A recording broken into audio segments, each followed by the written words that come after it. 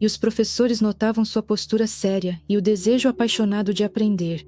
O apoio dele só aumentava sua determinação. Havia um brilho de determinação em seu olhar. Cada passo que dava a levava mais perto do objetivo. Os turnos de trabalho de Aijan no salão de beleza, onde ela fazia bicos, geralmente terminavam por volta das 9 da noite. Depois de terminar o trabalho, ela sempre deixava seu local limpo, acreditando que isso criava conforto para os clientes. Ao fechar a porta, sentia satisfação pelo trabalho realizado. Mas o destino já preparava para ela uma reviravolta inesperada. Até o dia 21 de março, as buscas por Aijan Edelova começaram a ganhar uma escala maior. A polícia finalmente se envolveu no caso, criando um grupo especial de investigação para estudar essa história sombria e confusa. Nesse dia, o trabalho dedicado dos voluntários, que não pararam as buscas nem por um minuto, finalmente trouxe resultados. Eles conseguiram encontrar o rastro do taxista que naquele fatídico dia 19 de março levou Aizan e um jovem desconhecido até o bairro Nurkent. Essa informação importante foi imediatamente repassada pelos voluntários à polícia. Em breve, os investigadores tiveram acesso às gravações das câmeras de segurança, que registraram Aizan entrando no elevador de um prédio de vários andares acompanhada por um desconhecido. Essa descoberta se tornou um ponto de virada na investigação, trazendo esperança de que talvez ainda fosse possível salvar a jovem. A identidade do jovem, assim como seu endereço, foram estabelecidos em questão de minutos. Na noite do mesmo dia, 21 de março, por volta das 10 horas, os agentes chegaram ao endereço indicado, no apartamento onde morava Hackman Berdit Torebekov, de 28 anos. De acordo com as informações disponíveis, ele estava no apartamento, mas não abria a porta, o que aumentava as suspeitas dos policiais. Após uma breve reunião, eles decidiram invadir o local. Ao abrirem a porta, depararam-se com uma cena assustadora. Havia manchas de sangue no chão e nas paredes, e no centro do cômodo estava um corpo mutilado. Até mesmo os agentes mais experientes ficaram chocados com o que viram. O próprio dono do apartamento não foi encontrado de imediato. Ele estava escondido, como se esperasse evitar o encontro com a polícia. Ao encontrá-lo, os policiais viram que ele havia tentado tirar a própria vida. Conseguiram prestar-lhe os primeiros socorros antes mesmo da chegada dos médicos, e após uma cirurgia de emergência, ele foi colocado sob custódia. A investigação coletava provas, reconstruindo gradualmente o que havia acontecido. Agora, o criminoso teria que responder por suas ações horríveis. Alguns dias depois, quando o estado de Torebekov se estabilizou, ele foi transferido para o centro de detenção provisória. Isso era necessário, tanto para sua segurança quanto para que a investigação pudesse continuar. O caso causou grande repercussão pública e estava claro que atrairia muita atenção. Enquanto o suspeito estava no hospital, sua residência alugada foi cuidadosamente lacrada e se tornou o local de uma grande operação de investigação, para a qual foram convocados os melhores peritos e especialistas forenses. O que os policiais encontraram lá dentro os chocou profundamente. Era difícil imaginar que tudo aquilo pudesse ter sido feito por uma pessoa que, para os que o conheciam, parecia comum e normal. No apartamento foram encontradas coisas horríveis, couro cabeludo humano, pedaços de pele, dentes e unhas, todos embalados separadamente em sacos plásticos como se fossem objetos comuns. Tudo aquilo parecia cenas de filmes de terror. Até mesmo os investigadores mais experientes perceberam que não se tratava apenas de um crime, mas de uma prova de verdadeira insanidade. No apartamento também foram encontradas partes do corpo mutiladas e um crânio. Como foi revelado posteriormente, durante a perícia médico-legal, a cabeça da vítima foi fervida em água por um longo período e, no momento da descoberta, restava apenas o crânio. O estado aterrorizante da residência causou choque até mesmo nos policiais mais experientes, acostumados às cenas sombrias de crimes. Durante a coleta de evidências no caso de Aizan, os investigadores se depararam com um verdadeiro pesadelo. Nos primeiros dias após o seu desaparecimento, as partes restantes do corpo da jovem foram encontradas em diferentes partes da cidade, jogadas em contêineres de lixo e deixadas em porões. Essas descobertas formavam um quadro assustador, a partir do qual a polícia tentava reconstruir todo o cenário da tragédia. A família de Aizan, exigindo a realização de um exame de DNA, tinha consciência da irreversibilidade do ocorrido. Logo, os piores temores da família da jovem se confirmaram. Os restos mortais pertenciam mesmo à filha deles. Durante o interrogatório, o suspeito, que confessou o crime, descreveu os acontecimentos da noite de 19 para 20 de março. Segundo ele, o conflito com Ayajan começou por volta das 11 horas da noite, depois do que ele perdeu o controle e a matou. Ao perceber que poderia ser pego, ele decidiu se livrar do corpo, esquartejando-o. Naquela mesma noite, ele levou os fragmentos do corpo para fora do apartamento, espalhando-os por diferentes partes da cidade, tentando assim esconder os vestígios de seu terrível ato. Quando os investigadores começaram a apurar se ele conhecia a vítima antes do ocorrido, o suspeito afirmou que não havia qualquer ligação entre eles. Mas a família da jovem teve sérias dúvidas. Por que ele quebrou os dentes da vítima, arrancou a pele e cortou as unhas se só queria esconder o crime? Os familiares de Ayajan começaram a suspeitar que ela poderia não ter sido a única vítima desse homem. Durante a investigação, descobriu-se que anteriormente Torebekov estudava farmácia na Academia de Medicina, mas foi expulso por baixo desempenho. Esse detalhe aumentou as suspeitas dos investigadores. Os peritos criminais começaram a levantar hipóteses de que suas ações monstruosas poderiam estar relacionadas ao uso dos restos mortais em práticas médicas ou para fins comerciais. Os agentes da lei começaram a examinar suas conversas e a investigar o círculo de contatos dele com outras garotas. Felizmente, ninguém de seus conhecidos foi prejudicado, mas os investigadores continuaram a aprofundar cada vez mais em sua biografia. Durante a investigação, os investigadores descobriram que Torebekov e Ayajan trocavam mensagens em um site de relacionamentos. Quando essa informação apareceu na internet, o público começou a especular sobre uma possível motivação interesseira que poderia ter existido no relacionamento deles. Esses rumores geraram um debate intenso e usuários das redes sociais compartilhavam suposições sobre o que poderia ter acontecido. Chamou muita atenção uma gravação em vídeo em que Ayajan entrava no elevador junto com o suspeito.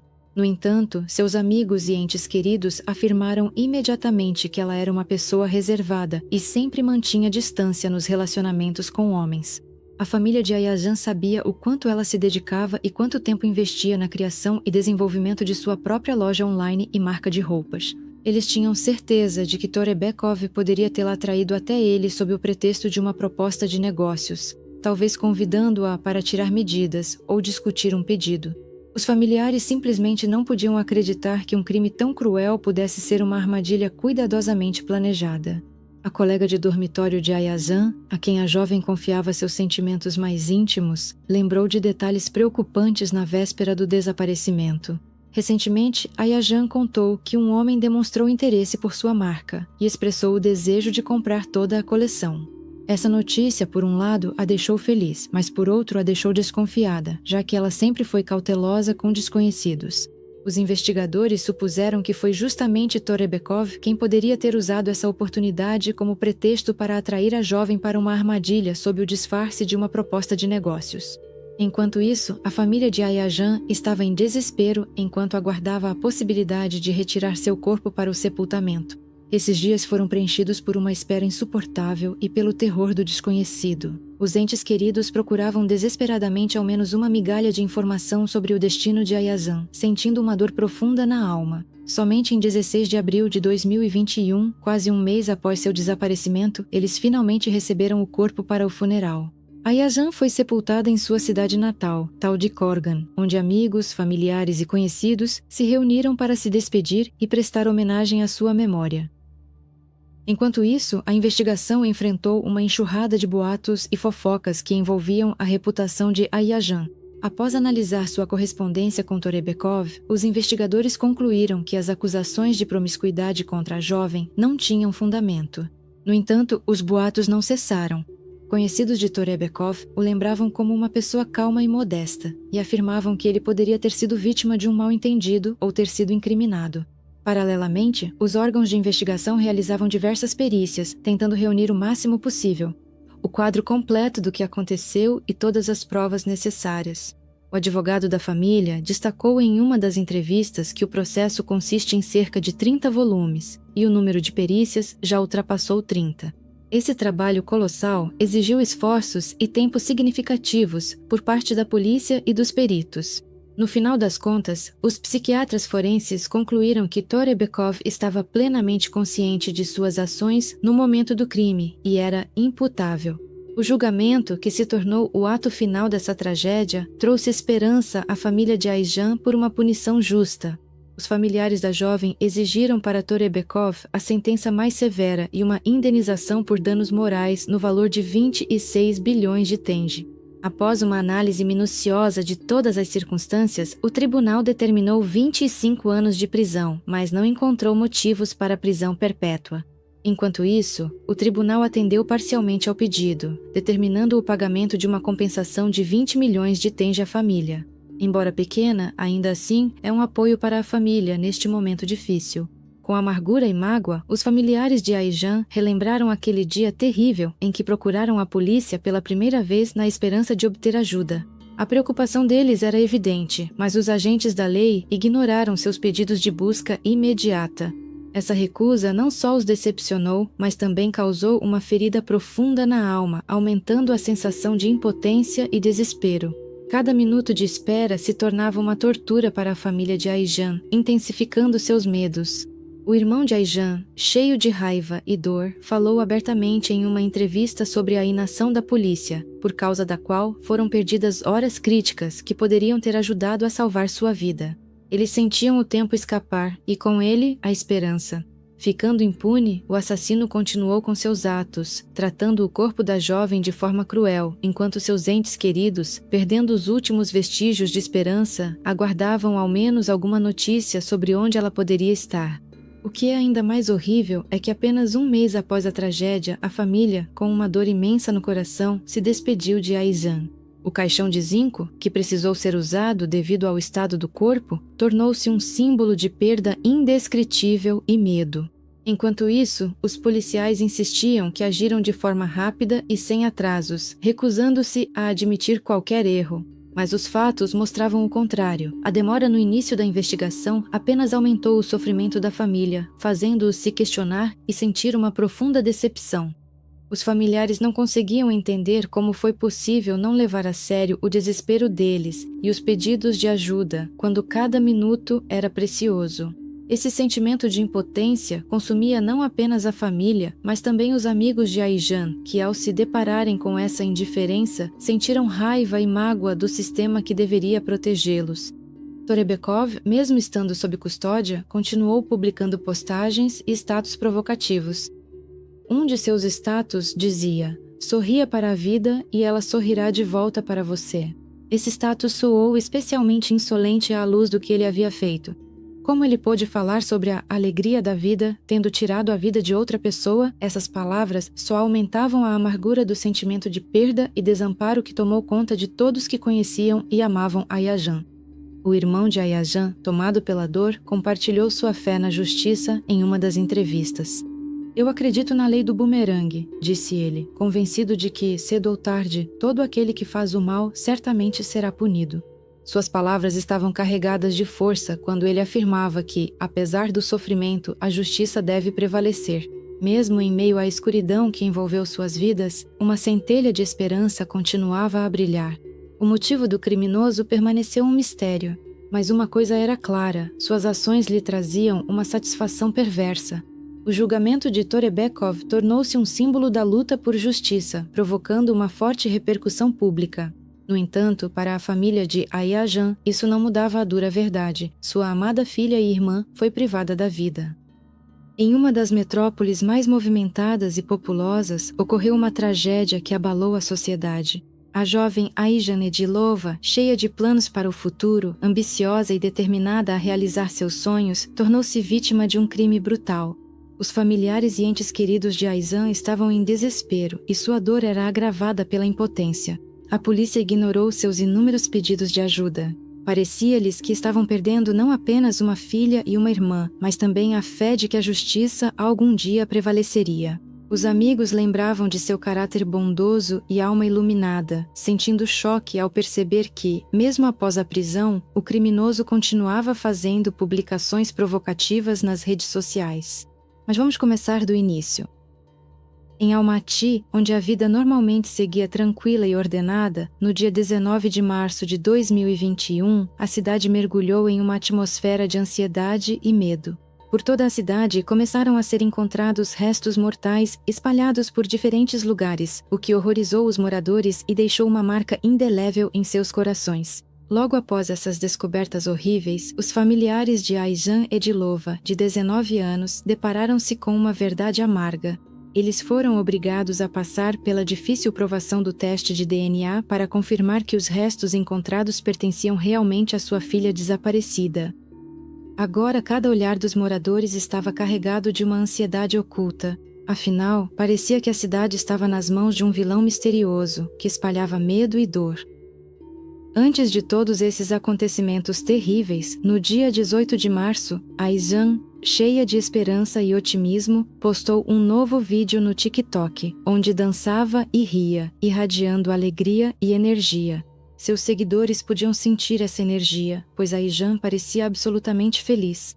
Ela compartilhava com seu público momentos do dia a dia e sonhava com um futuro em que a aguardava uma carreira no mundo da moda e do design. Naquele momento, seus planos pareciam totalmente alcançáveis.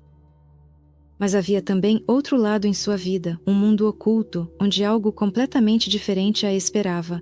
Um encontro casual e conversas sedutoras trouxeram para sua vida uma pessoa com intenções imprevisíveis, cujos verdadeiros objetivos permaneciam ocultos. Enquanto Aijan planejava realizar suas ideias e sonhos, forças sombrias começaram a apertar o cerco ao seu redor.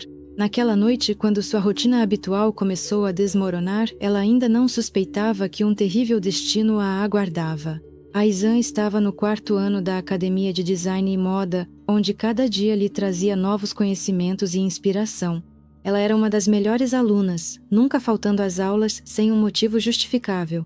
Mesmo naquele dia, quando muitos de seus colegas podiam se dar ao luxo de descansar, ela foi para a aula cheia de entusiasmo e sonhando com um futuro na indústria da moda. Depois das aulas, Aijan ia para o trabalho extra em um salão de beleza, onde fazia manicure. O trabalho não só a ajudava financeiramente, mas também lhe permitia interagir com diferentes pessoas, ajudando-a a desenvolver tanto qualidades profissionais quanto pessoais. O amor pela costura, que surgiu nela ainda na infância, crescia a cada ano. Ela se lembrava de que, certa vez, fez o primeiro vestido para uma boneca e criou uma pequena lembrança para a mãe. Com o tempo, sua paixão só se fortalecia e agora ela sonhava em unir sua vida ao mundo da moda.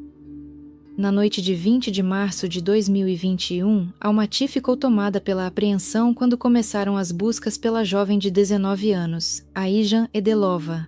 Familiares e amigos notaram sua ausência e imediatamente soaram o alarme.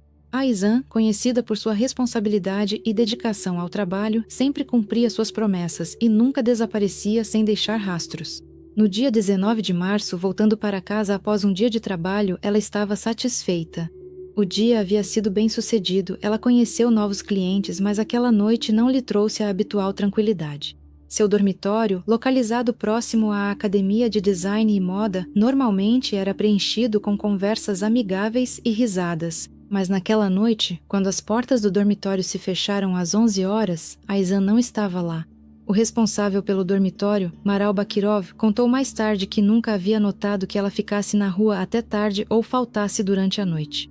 Quando os amigos de Aijan começaram a se preocupar, eles, junto com Maral, decidiram comunicar seu desaparecimento à polícia.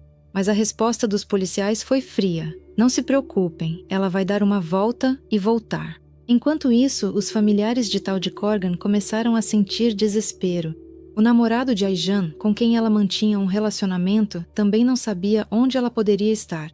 A família procurou novamente a polícia, exigindo buscas imediatas, mas não conseguiu obter ações efetivas. A irmã mais velha, que morava em Almaty, tentou registrar uma queixa, mas se deparou com indiferença. Os policiais disseram que estavam ocupados se preparando para as manifestações e sugeriram que aguardassem. A família, reunida, fez mais uma tentativa de pedir ajuda, mas as autoridades policiais novamente não responderam. Então, parentes e pessoas próximas recorreram aos voluntários. Fotos de Aijan começaram a ser coladas por toda Almaty, e os voluntários, cheios de determinação, iniciaram as buscas, na esperança de encontrá-la com vida. Amigos e familiares da jovem diziam que Aijan ingressou com entusiasmo na Academia de Design e Moda, deixando sua cidade natal, Tal de Corgan, cheia de grandes esperanças e ambições. Ao mesmo tempo, ela aprimorava suas habilidades de costura, criando roupas sob encomenda, e gerenciava ativamente uma loja online, fundada para promover sua própria marca, Ayalan. Esse negócio lhe proporcionava independência financeira e alegria criativa. Recentemente, o número de pedidos começou a crescer, o que a inspirava a ter novas ideias. Buscando entrar no mercado turco, Ayjan se matriculou em cursos de língua turca. Apesar das dificuldades, ela demonstrava perseverança.